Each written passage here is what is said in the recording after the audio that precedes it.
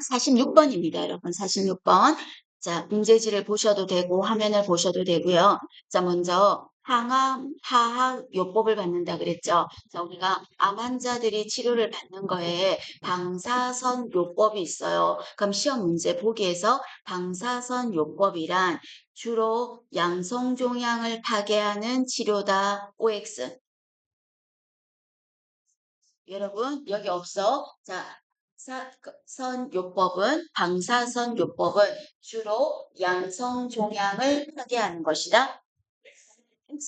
X. 방사선 요법이라는 거는 주로 뭐다? 악성 종양을 파괴하는 거다. 문제 보기에서 나오죠. 그래서 방사선 치료도 있고요. 그다음에 항암 치료도 들어가는 거죠. 그럼 이때 방사선 치료의 부작용으로 뭐가 있냐면 면역력이 떨어지는 거예요. 방사선 치료를 받아도 또 하나가 화학요법이라는 게 항암 치료, 그러니까 약물 치료, 항암 치료의 부작용에도 뭐가 있다? 면역력이 떨어져요. 그럼 면역력이 떨어진다는 말은 한마디로 어떤 수치가 빵빵빵빵 떨어질 거다? 백혈구, 식균 작용을 하는 백혈구 수치가 떨어질 거라는 거죠. 그래서 이 문제에서는 감염 예방을 위해서 해야 될 게 어떤 수치를 보는 거다? 백혈구예요. 그래서 문제에서 이런 문제는 보셨을 거예요. 암 환자를 돌볼 때 간호시 가장 중요한 게 뭐냐?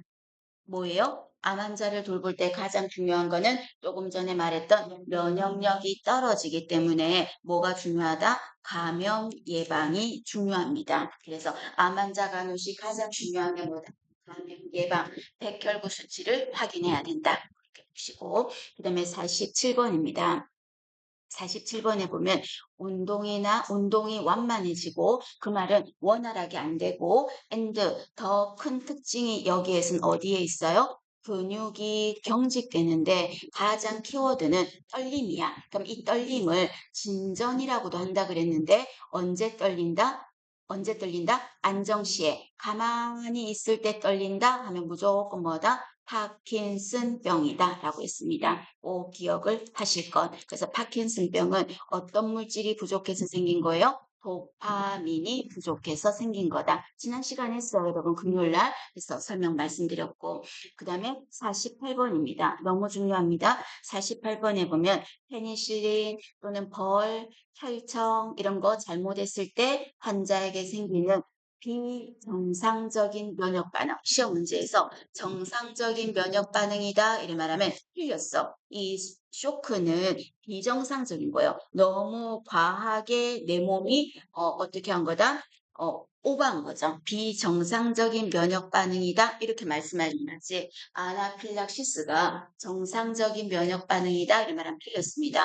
비정상적인 겁니다. 너무 과하게 내 몸에서 반응을 나타내는 거야. 그게 바로 아나필락시스 또는 다른 말로 급성, 중증, 과민 반응 쇼크 똑같은 말인데요. 아나필락시스하고 똑같은 겁니다. 그럼 이거는 가장 큰 문제점은 뭘까요? 아나필락시스가 나한테 맞지 않는 뭔가가 들어와서 쇼크가 나타났다면 제일 중요한 게 뭐다? 기도 유지예요. 기도가 막힐 수가 있어요. 그리고 혈압도 막 떨어지면서 쇼크가 나타나거든. 그럼 이 사람의 기도를 열어주고 혈관을 수축시켜서 혈압을 올려주는 아나필락시스 하면 일바로 떠올라야 되는 약물이 에피네프린이에요. 그래서 이 에피네프린 하면 아나필락시스 또 하나가 천식, 발작, 발작 하면은 에피네프린 떠오르셔야 됩니다. 응급약물에 들어가는 거예요. 이 문제에서 제가 우선적인 중재라 그랬죠. 여기에서 우선적이라는 말은 나머지도 틀린 건 아니에요. 이번 수액을 공급하는 것도 틀린 거 아닌데 수액을 좀 줘야 혈압이 올라가니까 맞아요. 그 다음에 3번에도 프렌들렌 브루크 체위 이거 여러분 쇼크 때 하는 거 맞잖아. 이것도 맞아. 근데 왜 틀렸냐면 가장 우선적으로 해야 될 거기 때문에 에피네프린을 줘서 떨어진 혈압을 올려야 되거든. 떨어진 혈압을. 그래서 답은 1번입니다. 그런 말이고. 자, 그 다음에 다음 49번 볼게요. 49번에 보시면 호르몬의 분비 이상으로 발생하는 증상과 질병이에요. 정말 호르몬은 외울 게 많긴 많아요. 근데 여러분, 한 번 할 거면 확실하게 해. 지금 남은 게 이제 30일 정도밖에 안 남았는데 맨날 맨날 그만큼만 할 거야? 요것만 살짝 알고 또 내일 되면 또 까먹고 요것만 살짝 알고 그래서는 안 되잖아요. 지금은 그럴 시간이 없어요.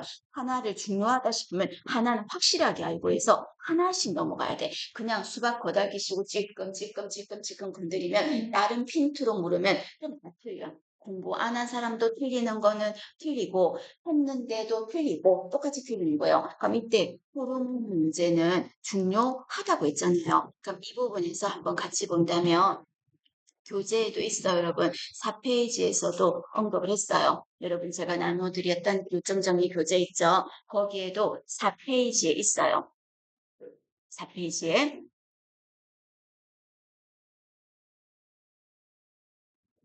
4페이지를 보시면 될 겁니다. 여러분은 4페이지를 보시면 될 겁니다. 그럼 4페이지에 보면 오른쪽에 호르몬이 어디서 나오는지에 대해서 말하고 있죠. 이때 뇌하 수체가 가장 많이 나오는데 마지막에요. 전엽에서 나오는 거는 종류가 많아요. 근데 전엽에서 나오는 거에 약간 촉을 발휘한다면 자극이라는 말이 들어갈 거예요. 무슨 자극 호르몬. 무슨 자극 호르몬 이런 말 나오면 그냥 어디에다 넣어라? 뇌하수체 전엽에서 나온다. and 추가로 한다면 전엽에서 분비되는 거에서 뭐가 있다? 성장 호르몬이요. 그래서 성장 호르몬 얘가 어디서 나온다? 전엽이에요. 그다음 우리가 엄마 모성간호에서 모유가 나오게 만드는 적분비 호르몬 이름이 뭔데요? 프로락틴 있죠. 그것도 어디서 나온다? 전엽에서 나와요. 나머지는 그냥 자극이다 생각하면 돼요. 그럼 이제 외우셔야 될 거는 뇌하수체 후엽에서 나오는 거는 반드시 외워두셔야 되겠죠. 그럼 후엽에서 분비되는 거는 두 가지가 뭐가 있다? 옥시토신, 그리고 또 하나가 항이뇨 호르몬 두 가지죠. 옥시토신과 항이뇨 호르몬 두 가지. 이 중에서 자궁 수축 이렇게 말하면 어떤 거와 관련이 있다? 옥시토신이라는 거 그거고 그 다음에 여러분 하나 질문해 볼까? 항이뇨 호르몬은 이뇨가 뭐예요? 소변이 나가는 거. 항이뇨 호르몬은 소변이 안 나가는 거. 그러니까 항이뇨 호르몬은 몸에서 소변이 수분이 안 나가게 하는 거야. 그럼 결론적으로 수분이 안 나가면 BP가 혈압이 올라가겠죠. 그럼 이 호르몬이 너무 적게 나오면 막 나가. 그럼 너무 많이 나가면 혈압이 떨어지겠지. 그래서 항이뇨 호르몬은 몸에 물을 잡아tum으로 인해서 혈압을 조절하는 거예요. 그래서 시험 문제에서 뇌하 수체 후엽에서 분비되는 호르몬으로 혈압을 조절하는 거에 관여하는 게 뭐냐? 이래 말하면 항이뇨 호르몬이에요. 그렇게 보고 그 다음에 갑상샘 하면은 떠올라진 호르몬이 타이록신 또 하나 더 한다면 칼시토닌 하나만 한다면 타이록신 이게 얼마나 제대로 원활하게 되나 알아보는 검사가 기초 영양에서 뭐였어요? 기초 대사량 그래서 기초 대사량 검사를 한다 하면은 어떤 호르몬 분비를 보는 거다? 타이록신 보는 거거든요. 그래서 갑상선 타이록신 그 다음에 췌장하면 여러분 족보 같은 문제 인슐린 글루카곤 혈당을 그 중에서 올려주는 거는 글루카곤 내려주는 거는 인슐린 고안에서 분비되는 호르몬은 테스토스테론 남성의 2차 성징 여성의 난소에 해당하는 거는 에스트로겐, 프로게스테론 두 가지 하는 일 정확하게 다 기억하셔야 됩니다. 에스트로겐이 하는 일, 프로게스테론 하는 일. 그 다음에 부신이라는 거는 어디 옆에 붙어 있는 게 부신이었어요? 신장 위에 꽃갈 모자 쓰듯이 붙어 있는 거야. 근데 그 신장을 모자를 쓴 것처럼 되어 있는 걸 떼서 봤을 때 그 부신의 껍질 그 껍질을 뭐라고 한다? 피질. 그리고 사과를 잘랐을 때 한쪽처럼 부신의 한쪽 그 부분을 뭐라고 한다? 수질. 그 중에서 피질에서 분비되는 호르몬 하면 제가 네모해놨죠. 뭐예요? 코르티졸.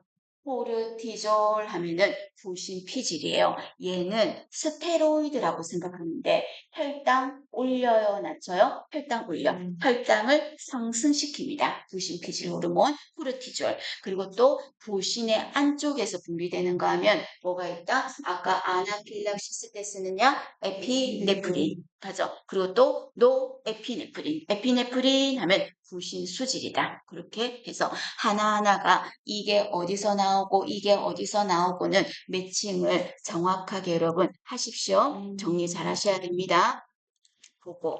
자, 그러면 49번 문제 다시 한번 봅시다, 여러분. 자, 1번에 보면 갑상샘 호르몬이 증가했대. 그럼 갑상샘 호르몬이 증가했다는 말은 항진이네? 그럼 항진은 점액 부종이라고 안 했잖아. 항진은 뭐예요? 그레이브스병 또는 아제도시병이라고 했거든. 틀렸어. 그 다음 반면 2번에 보면 갑상샘 호르몬이 감소됐다는 저하증이네. 그럼 저하를 성인에게서 일어났다면 뭐라고 했다? 점의 부종 또는 점의 수종. 더 중요한 거는 태아, 영아에게 일어났다면 크레틴증 이렇게 불렀죠. 크레틴증이라고 했습니다. 반면 밑에 3번에 보시면 부신피질. 자, 여러분 부신피질에서 분비되는 호르몬이 뭐였어요? 조금 전에 코르티졸 라고 했죠. 그러면 이게 너무 많이 나오면 푸싱 증후군이에요. 푸싱 증후군은 어떤 거예요? 이렇게 얼굴이 달덩이처럼 이렇게 커지고요. 배도 룩하게 나오고요. 다리는 그 대신 어떨까? 얇아. 이거 상상해봐. 이렇게 얼굴이 달덩이처럼 크고 목덜미가 살이 붙어서 꼭 들소 목 같아. 목처럼 tum하고 배는 나왔는데 다리는 이러한 형태를 하는 게 푸싱 증후군이라고 합니다. 부신 피질의 문제로 생기는 거다. 그렇게 보시고 그 다음에 4번은 여러분 잘 봐봐요. 인슐린 분비가 안 됐대요. 그럼 인슐린 분비가 적게 됐으면 머리를 좀 써봐요. 인슐린이 무슨 일을 해? 혈당을 떨어지게 하는데 그 호르몬이 적게 나왔대. 그럼 혈당이 올라가야지. 그래서 4번은 저혈당이 아니라 고혈당이에요. 그럼 이때 고혈당에 빠졌을 때 환자 입에서 단내가 나는 과일향 냄새가 나는 호흡을 하죠. 혈당이 높을 때 그 호흡을 기본간호에서 뭐라고 했습니까? 푸스마울 호흡이라고 했어. 당뇨병 혼수, 고혈당 하면은 푸스마울 호흡. 그래서 고혈당이에요. 그 다음에 5번 조심하세요, 여러분. 항이뇨 호르몬이 많아졌대. 그럼 항이뇨 호르몬이 증가했다면 이거는 아까 뭐였어요? 항이뇨 호르몬은 소변이 못 나가. 그렇잖아. 근데 그 호르몬이 너무 많이 나왔대. 그럼 어떤 거예요? 못 나가 하는 게 너무 많이 나왔어. 그럼 몸에 수분이 안 나가겠지. 그럼 몸에 수분이 안 나가면 어떤 일이 생길까? 겠죠. 그런데 요붕증은 붓는 게 아니잖아요. 요붕증은 뭔데요? 소변이 하루에 10,000cc도 5, 6천 이상 팔팔팔 쏟아내는 게 요붕증이야. 요붕증은. 그럼 요붕증 환자는 부종이 생길까요? 탈수가 생길까요? 탈수. 그럼 다시 원점으로 돌아가서 요붕증 환자는 수분이 붙잡아두는 호르몬이 많이 안 나오니까 막 쏟아 그럼 요가증은 한마디로 항이뇨 호르몬이 증가가 아니라 감소되어서 소변이 막 잠깐만 막 새어나가는 게 바로 뭐다? 요공증이에요. 그래서 시험 문제에서 항이뇨 호르몬의 부족으로 뭐가 생긴다? 요공증이 생긴다. 이렇게 하셔야 됩니다. 여러분 이해되세요? 이해하시고 그 다음에 50번 정답은 3번입니다. 그 다음에 50번입니다. 50번에는 A형 감염입니다. A형 감염은 가장 대표적인 수인성 감염병의 폴A 장파세장이라고 들어갔었고 그럼 이 A형 감염은 수인성이라는 말은 음식이나 물 이런 걸 없는 거니까 1번에 보니까 식기를 구별하고 그 다음에 음식을 같이 먹지 않는다. 이때 같이 먹지 않는다는 게 둘이 마주 앉아서 공기 감염이란 소리가 아니라 식사 그 동지의 반찬을 같이 이렇게 먹으면 안 된다. 그 소리가 되겠습니다. 그럼 A형 간염은 균인가요? 바이러스인가요?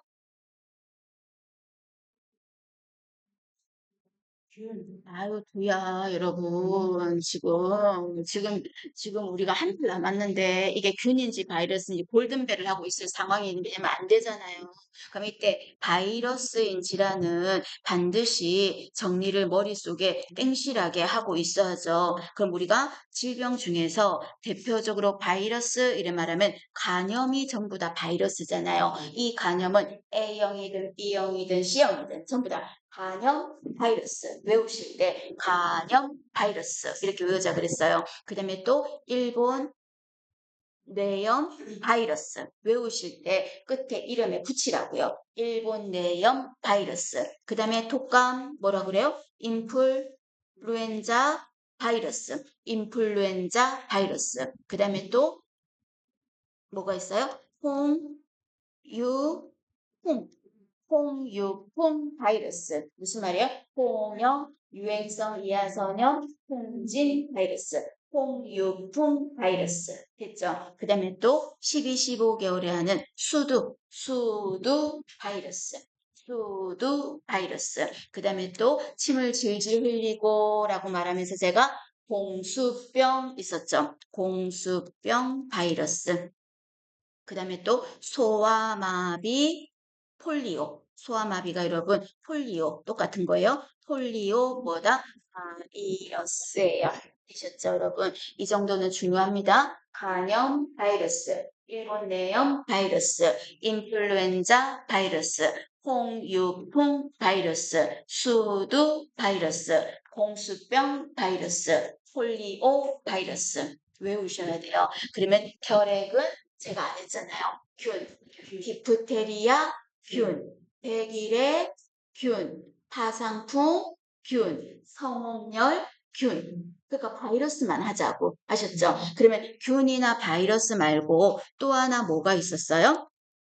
그럼 원시적인 균이라고 제가 표현하면서 리케차라는 말을 했거든. 리케차는 근데 간단해요. 리케차는 딱 정해져 있었잖아요. 어떤 거 있었어? 살찐열.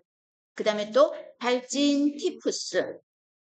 그 다음에 쯔쯔 들어가면 돼요. 쯔쯔 또는 쓰쓰 하는 거 떠올리면 돼요. 그래서 리케차는 뭔가 특징이 있어요. 발진, 쯔쯔 이거만 리케차고 바이러스 딱 알아두면 나머지 모르는 것들이 나오면 전부 다 어디에 넣으면 된다? 균으로 넣으면 되는 거예요. 그래서 A형 간염도 마찬가지로 뭐다? 바이러스라고요. 그래서 보시고 그런데 얘는 수인성이기 때문에 3번에 보면 마스크를 착용하거나 공기 매개 이런 거하고 상관이 있다 없다? 없다는 거예요. 그리고 A형 간염은 독감할 듯이 아프다? 그래서 온 근육통이 있고 막 음식도 못 먹고 토하고 그러거든요. 그래서 4번에 보면 수분을 제한하는 게 아니라 수분을 좀 먹어줘야 돼.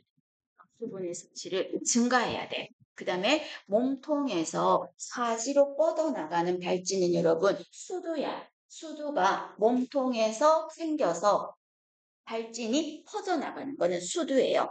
이거는 상관이 없어요. 그런 거하고 상관이 없고. 그 다음에 2번 너무 중요하죠. 간염 환자는 A형이든 B형이든 C형이든 간염 환자 식사는 어떻게 된다? 간이 아프니까 간에다가 연고 좀 발라주자 그랬죠. 간 아프니까 이렇게 연고 좀 덮어주자. 그 연고 역할을 하는 영양소가 단백질이기 때문에 고단백 찾으세요. 영양에서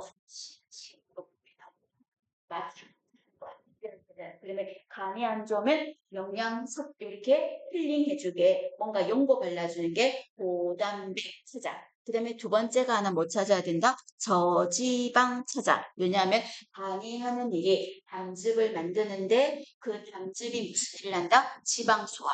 근데 간이 아프니까 담즙이 잘 안 만들어져서 지방 소화를 잘 못해. 근데 기름기 자꾸 먹어주면 더 힘들잖아요. 그래서 두 번째가 저지방. 이거 두 개 찾으면 오지선다 중에서 두 개밖에 안 남아요. 그럼 이제 세 번째가 뭐냐면 간염은 A형이든 B형이든 간염은 굉장히 피곤해요. 힘이 딸려. 그럼 힘이 딸릴 때 에너지 업 하는 게 한 단지 중에서 뭐예요? 탄수화물이거든. 그래서 세 번째가 탄수화물, 고탄수 고르시면 돼요. 이 세 개만 고르면 비타민은 적게 먹어라 이런 거 없어서 얘는 큰 힌트가 안 돼. 그래서 고단백, 저지방, 고탄수 고르시면 돼요. 간이 안 좋을 때는. 하고 그래서 2번은 틀렸어요. 저단백이 아니라 고단백이라고 하셔야 되겠죠. 그 말입니다. 그 다음에 51번에도 마찬가지로 만성신부전 환자예요.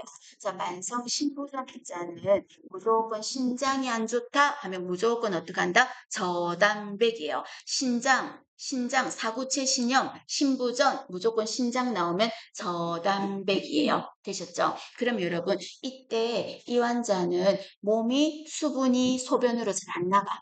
신장이 망가져서. 그러면 소변으로 안 나가니까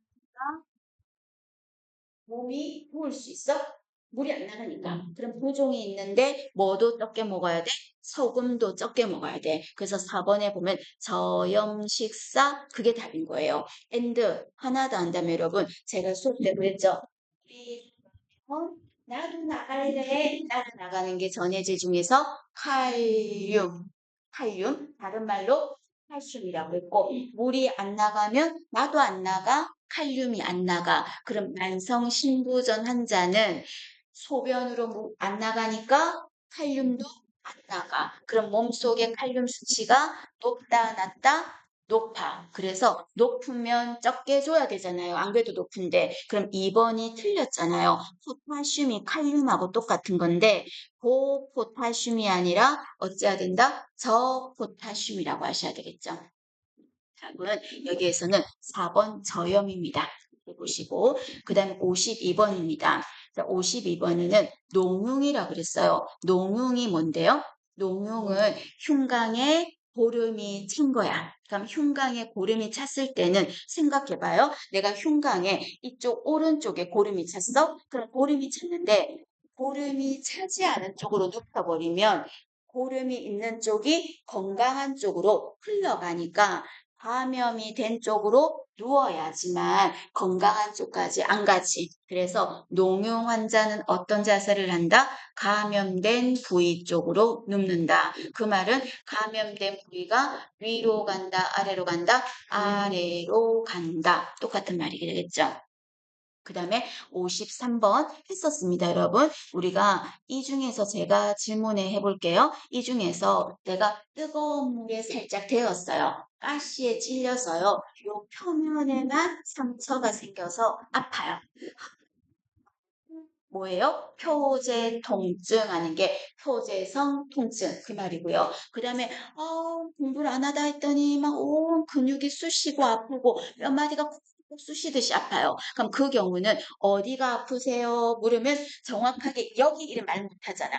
가시에 찔린 거는 여기 이게 되지만 그냥 전체가 다 아파 이렇게 되잖아요. 이렇게 아픈 거가 주로 어디서 그렇다? 키워드는 근육, 그 다음에 관절, 신경 그리고 뭔가 경계가 명확하지 않아서 꼭 집어서 어디라고 말할 수 없는 거. 근육, 관절, 신경통 이런 게 뭐다? 신부통증이에요. 알아주세요, 여러분. 이 통증에 대해서는 기본으로 묻는데 신부통증도 충분히 건드릴 수 있어요. 하고 그 다음에 제일 많이 물었던 거는 사지가 절단됐다. 무릎이 없는데 발가락이 아프다고 한다. 뭐죠? 한상통이에요. 됐죠? 또 하나가 여기 없지만 또 많이 묻는 게 쌍벽을 이루게 많이 묻는 게 원래 아픈 부분에서 멀리 떨어진 다른 부위까지 아프다? 그게 뭐예요? 그럼요. 방사통 또는 다른 말로 연관통이라고 합니다. 혹시 방방방방방이 없다고 또 헷갈려 하지 마시고 연관통이라는 말이나 방사통이라는 말이나 같은 거예요. 방사통은 멀리 떨어진 다른 데까지 아픈 거. 통상은 무조건 뭐가 나오든 사지, 절통 이런 말이 나올 거고 근육, 관절, 신경 하면 뭐다? 신부통증. 그다음에 암 환자가 아픈 통증은 암성 통증.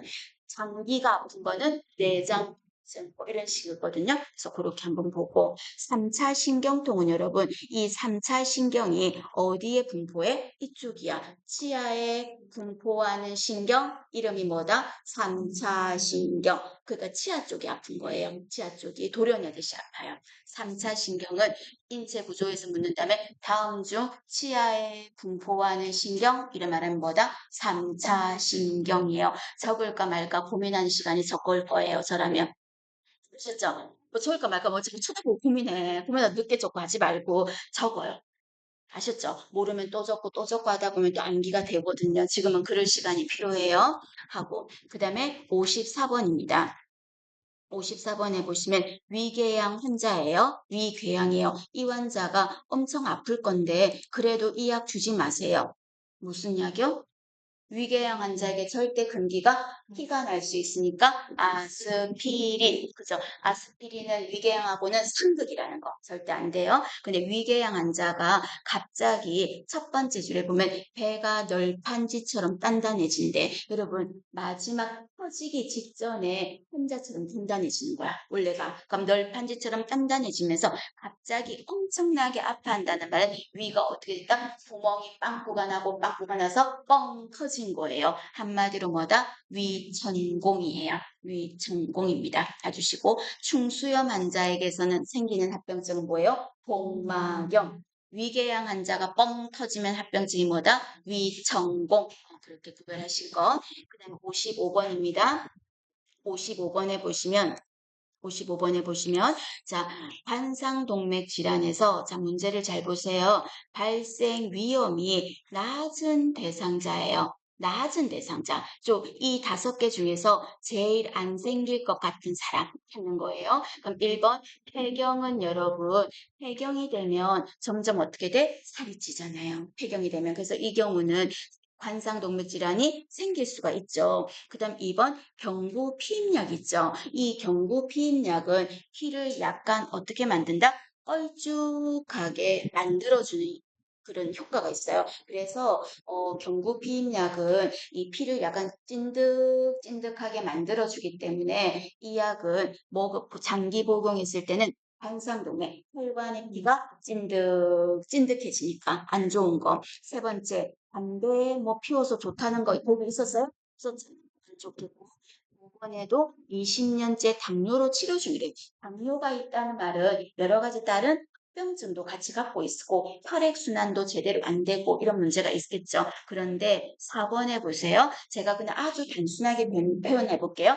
단당류는 나쁜 거, 다당류가 나은 거, 포화지방은 나쁜 거, 불포화지방은 좋은 거, HDL은 좋은 콜레스테롤, 혈관 청소해주는 좋은 콜레스테롤을 HDL이라고 할게요. 나쁜 콜레스테롤은 혈관에 기름 끼게 하는 콜레스테롤이에요. 그게 뭐다? LDL이라고 하죠. LDL. 그래서 LDL은 나쁜 거, HDL은 좋은 거. 그죠? 그러면 4번에 보면 HDL 콜레스테롤이 높다잖아. 좋은 거죠. 이건 운동을 해야지만 올라가는 수치예요. 좋은 거. 그럼 여기에서 발생 위험이 낮은 대상자는 4번이 답이 되겠죠. 그 다음에 56번입니다. 56번에 보시면 안구에 심한 타박상을 입었대요. 그럼 이때 안구에 심한 타박상을 입으면 안 적으셔도 됩니다, 여러분. 움직이면 눈이 쉬어줘야 되는데 많이 다쳤는데 자꾸 움직이고 막 이렇게 하면은 눈에 압이 올라가요. 그럼 눈에 압이 올라가면 뻥 터질 수가 있어. 그래서 안구에 심한 타박상을 입었다 하고 이런 보기가 나오면 어떻게 해야 된다? 절대 안정이에요.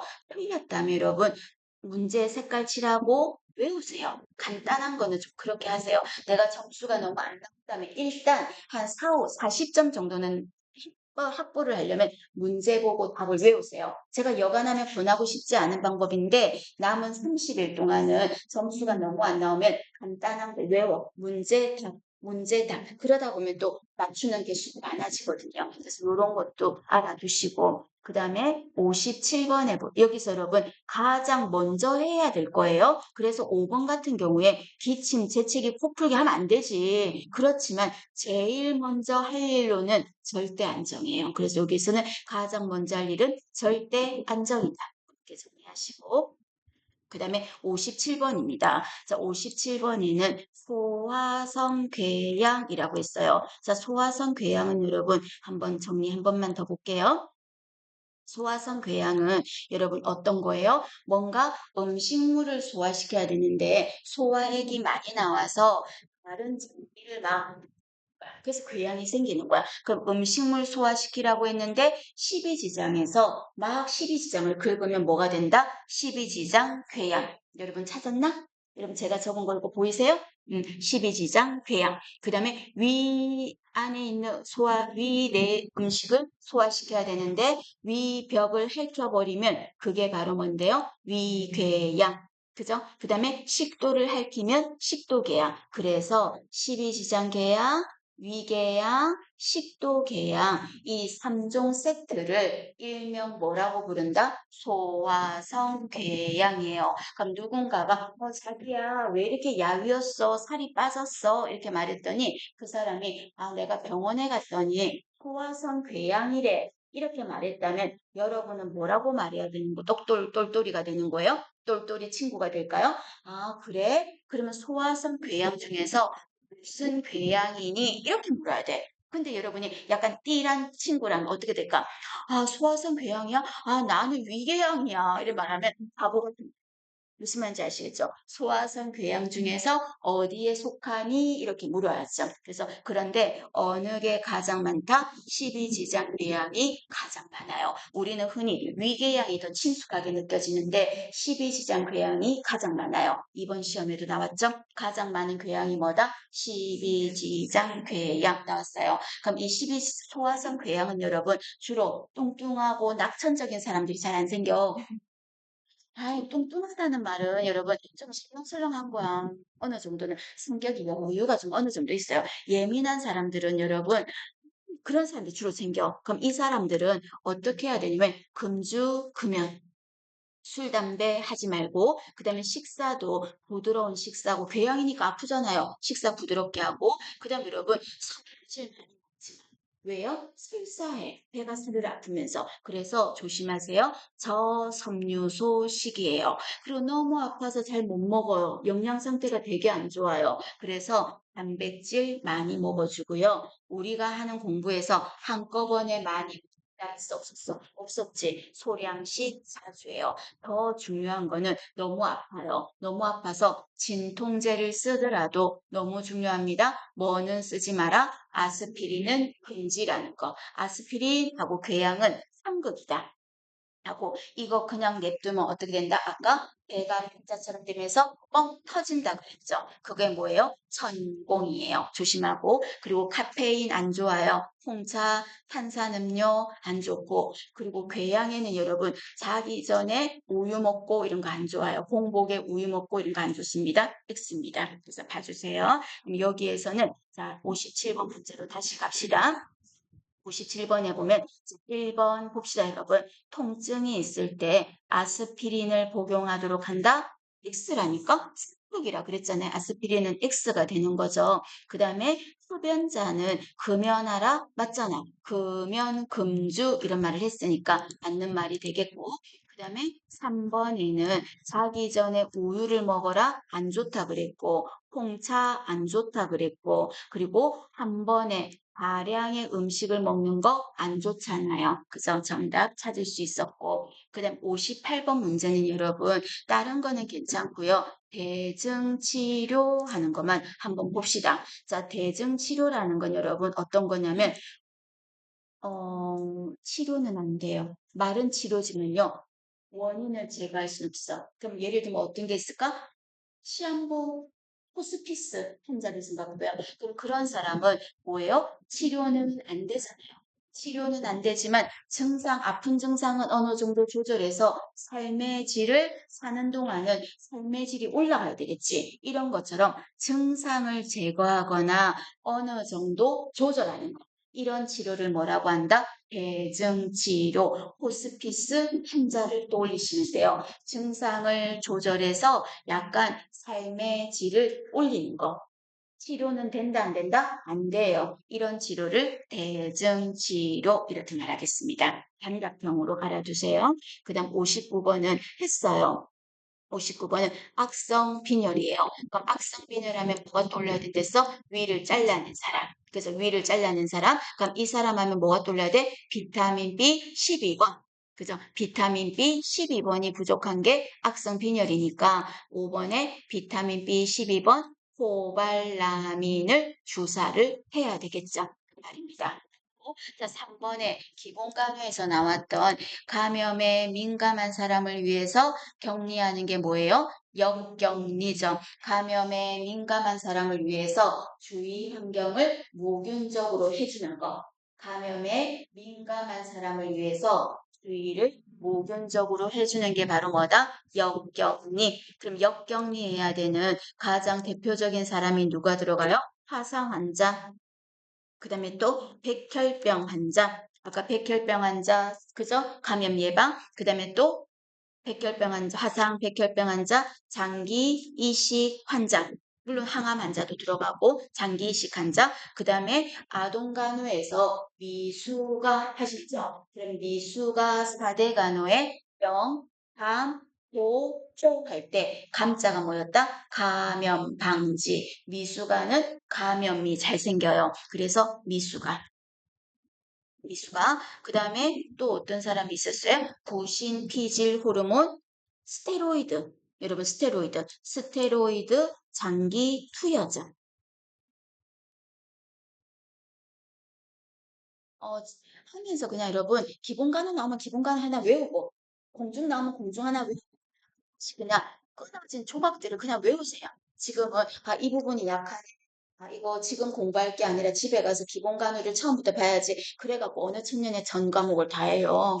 무슨 말인지 아시겠죠? 그래서 하나 나오면 하나 하고 하면 나중에 힘써져. 그래서 지금 역경이 나왔으면 감염에 민감한 사람을 위해서 주의를 유연적으로 하는 거다. 그럼 이 사람이 균이 있어서가 아니라 이 사람을 보호하는 거야. 화상 환자, 백혈병 환자, 장기 이식 환자, 미수가, 조사나 똑같은 거죠. 스테로이드, 장기 투여자 이런 사람이다. 그럼 이거는 무윤술 중에서 외과적 무균술이에요? 내과적 무균술이에요? 어디에 속해요? 외과적 무균술은 수술시 같은 멸균을 지키는 거, 내과적 무균술은 소독의 개념. 그럼 지금 격리 환자나 역격리 환자를 다룰 때는 수술실처럼까지는 필요가 없어요. 그래서 격리, 역격리는 어디에 속한다? 내과적 무균술에 속한다는 거. 꼭 기억을 해야 될 키워드들이에요. 그렇게 보고 그래서 여기에서는 5번 악성 빈혈은 호발라민 하고 또 올려주시고 자, 넘깁니다. 그 다음에 60번입니다. 자, 60번에는 당뇨 환자가 식은땀을 흘리면서 어지럽고 손발이 떨린데 더 증상 더 적어볼까? 환자가 배가 좀 고플 거야. 초반이라면 아주 예민한다면 공복감도 있을 거야. 그럼 맥박도 퍼덕퍼덕퍼덕 뛸 거야. 빈맥도 나타날 거야. 가슴도 두근두근 될 거야. 심계, 항진도 있을 거예요. 그죠? 이거 전부 다 무슨 증상이에요? 저혈당 증상이잖아요. 저혈당. 그러니까 뭐를 줘야 된다? 사탕을 제공하는 거죠. 이 사람이 의식이 있기 때문에 지금 문제에서 무의식이란 소리 없잖아요. 만약에 무의식이라면 사탕을 주면 안 돼. 그럼 뭘 줘야 될까? 포도당을 주사로 줘야 되겠죠.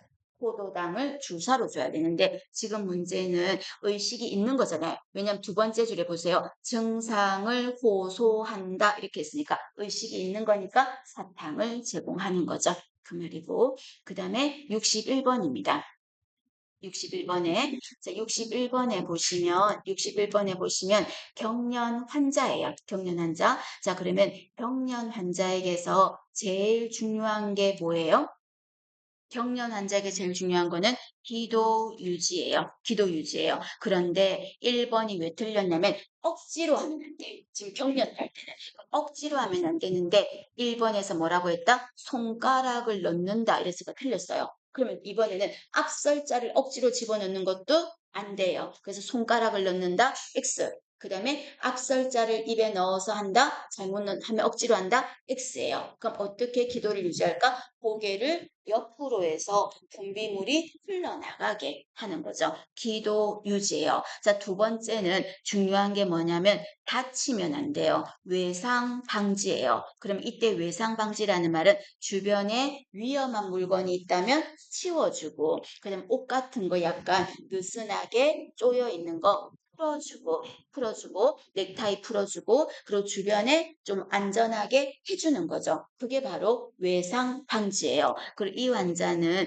경련할 때는 밝게 어둡게, 그 다음에 시끄럽게 조용하게 해야 돼요. 그게 경련 간호가 되거든요. 그럼 지금 1번에 손가락을 넣는다. X. 2번은 조용한 곳으로 지금 경련하는데 이동을 어떻게 그냥 그 자리에서 기도 유지해줘야 돼. 눕혀서 X. 3번 넥타이를 풀어준다. O. 4번 밝은 곳 X. 그 다음에 여러분 경련하는데 이때 막 마사지 해준다 이런 말하면 된다 안 된다? X예요. 그러면 막 틀릴 거야. 마사지 X입니다. 그 다음에 묶어두는 거 보호대는요. 보호대 하는 것도 마음대로 하면 될까 안 될까요? 안 돼요. 보호대도 X예요. 그래서 경련 환자에게는 보호대 해준다 X, 마사지 해준다 X 하는 거 기억을 하실 거. 그럼 이런 경련이 주로 일어나는 환자가 어떤 사람들이 경련이 일어나요? 경련을 유발하는 질환, 경련을 유발하는 질환 하면은 일단 간질이죠. 그죠? 일단 간질이잖아요. 그럼 간질을 다른 말로 뭐라고 해요? 뇌전증이라고 하겠죠. 뇌전증 경련하죠. 그 다음에 또 녹슨못에 찔렸을 때 하상풍 경련하잖아. 그죠? 후궁반장 등이 활처럼 이고 경련하죠. 또 뭐가 있어? 홍수병. 그럼요. 홍수병 경련하죠. 그 다음에 아기 가졌을 때 고혈압, 단백뇨, 부종, 앤드 경련까지 등반되는 게 자간증. 그죠? 자간증 경련 유발하죠. 그다음에 소아에게 가장 많은 경련은 무슨 경련이요? 열 때문에 하는 거야. 그거를 열성 경련이라고 하죠. 그래서 이런 거가 경련을 유발하는 질환입니다. 입니다. 같이 엮어서 봅시다. 적으셨나요? 빨리 따라오세요. 여러분 예쁘게 안 적어도 돼. 따라오시고 아니면 프린트물에다 하기 막 너무 복잡스러워서 문제도 눈에 들어오지도 않지 않나? 그러면 따로 여러분이 보는 노트 같은 데다가 막 적거나 예쁘게 안 적어도 돼. 그리고 내가 나중에 보면 돼. 그리고 프린트물이 예쁘게 안 옮겨도 돼. 그 프린트물 잘 보관해서 내년에도 또 쓸 거예요? 안 쓸 거잖아요. 그러니까 여러분이 공부하는 대로 편하게 하세요. 그런 시간을 많이 할애하지 마시고 그렇게 보세요. 자, 이번에는 62번입니다. 62번입니다. 자, 61번에 보시면 골다공증이에요. 골다공증. 그럼 골다공증도 지난번에 했죠. 골다공증 하면 뭐가 또 올라야 돼? 에스트로겐. 그리고 또 에스트로겐이 부족하니까 에스트로겐 줘야 되고 또 뭐도 줘야 돼? 칼슘, 또 비타민 D. 그죠? 또 올라야 되고 골다공증 환자는 체중을 적절하게 유지해야 돼. 그래서 1번에 보면 저체중이 아니에요. 저체중을 말하는 게 아니라 적절한 체중을 유지해야 되는 거죠. 그리고 2번에 보면 에스트로겐은 뼈하고 상관이 있어. 그럼 문제를 잘 보세요. 에스트로겐이 감소하면 위험도가 높아진다. 골다공증 잘생기게 있으니까 틀렸고. 그럼 골다공증 환자는 어떤 운동이 좋다 그랬어요? 걷는 게 좋아. 그래서 4번에 보면 체중, 부하, 운동. 이게 대표적으로 뭐다? 걷기예요. 그래서 보기에서 걷기라고 안 나오고 체중, 부하, 운동. 이 말은 체중을 실어서 거기가 무슨 운동이다? 대표적으로 걷기예요. 그래서 답은 4번이고요. 그리고 5번은 슬쩍 보면 맞다고 생각한다. 칼슘, 비타민 나누니까 비타민 C가 아니라 비타민 D 이렇게 하셔야 되겠죠. 그죠? 그리고 골다공증 환자는 에게 근육 운동가 좋아요. 골다공증 환자의 근육 수축 운동, 등, 서, 성 운동, 골다공증 환자에게 좋은 운동 이래 말하면 걷기, 골다공증 환자의 근육 수축 운동 이래 말하면 등척성, 전령 환자에게 좋은 운동은 수영 이렇게 정리하셔야 됩니다. 62번 골다공증 중요합니다. 노인에서도 물어볼 수 있고 그 다음에 63번입니다. 자, 63번은 충수염이네요. 충수염입니다. 자, 여러분 화면을 보시면 충수염은 배가 어느 쪽이 아파요? 오른쪽이 아파. 오른쪽 윗배가 아니라 아래쪽이 아픈데 그 부위가 맥버니 부위라고 해요. 여기 화면에서 보시면 맥버니 부위라고 하는데 이 자리가 화면에서 보세요. 여기가 배꼽이야. 여기가 배꼽이고 이렇게 줄을 그었어. 이렇게 밑으로 이렇게 사선처럼 그었어. 이 사선을 몇 등분 할 거냐면 3등분을 하는 거야. 요 줄, 저를 반짝이를 따라오세요. 반짝반짝. 요 선을 3등분을 했을 때 여기 한 번, 그 다음 여기 한 번 해서 3등분을 했을 때 엉덩이 여기 골반 쪽에서 3분의 1 자리, 요 자리가 눌렀다가 손을 꾹 눌렀다가 끊었을 때 봐봐.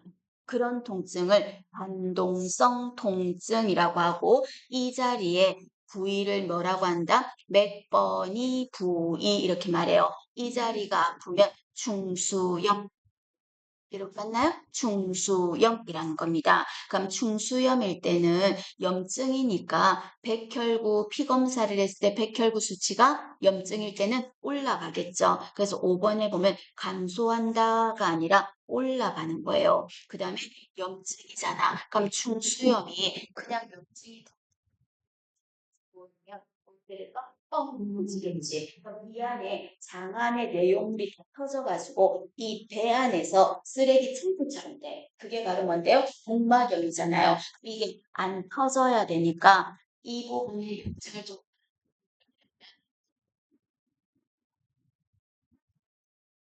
내리되면 염증이 억제, 따뜻한 거를 대면 염증이 확진이라고 하니까 1번은 따뜻한 물주머니를 대는 게 아니라 차가운 냉주머니를 대야 되겠죠. 얼음 주머니를 대줘야 되겠죠.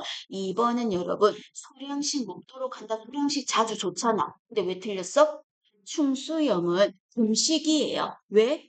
수술해야 되니까. 수술해야 되니까. 이 수술도 가급적 빠른 시일 내에 수술하는 게 아니라 바로 응급 즉시 수술해야 되니까 그 말이고 그 다음에 절대 있잖아요. 충수염이 있는 이 사람들은 처음인지 모르는데 아랫배가 아프다니까 주로 청소년들이 주로 그러니까 아프다니까 변 언제 봤니? 했더니 또 마침 변을 며칠 못 봤어. 그럼 혹시 변비 해가지고 단장을 해버리면 염증이 더 순식간에 퍼져요. 그래서 절대하는 걸 뭐가 있다? 관장이에요. 결론 얘기하면 충수염일 때는 관장하면 안 돼요. 그 다음에 따뜻한 주머니 대면 안 돼요. 그리고 식사도 하면 안 되고 금식이에요. 그 말입니다. 보고. 그래서 4번에 오른쪽 하복부 맥버니 부위가 아프다 하는 거 봐주십니다. 되셨죠?